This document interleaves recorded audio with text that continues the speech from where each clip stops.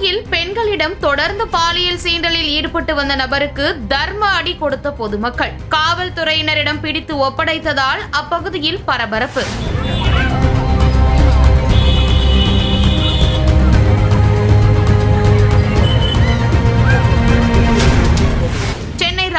பகுதியில் வேலை பார்த்து கொண்டிருந்த பெண்ணிடம் அங்கிருந்த நபர் ஒருவர் ஆபாசமாக செயல் செய்து தவறுதலாக நடந்து கொண்டுள்ளார். உடனே அந்த பெண் சத்தம் போட அங்கிருந்த பொதுமக்கள் அனைவரும் ஒன்று கூடி அந்த நபர் மீது தாக்குதல் நடத்தினர். மேலும் அங்கிருந்த தூய்மை பணியாளர் ஒருவர் அந்த நபருக்கு தர்ம அடி கொடுத்துள்ளார்.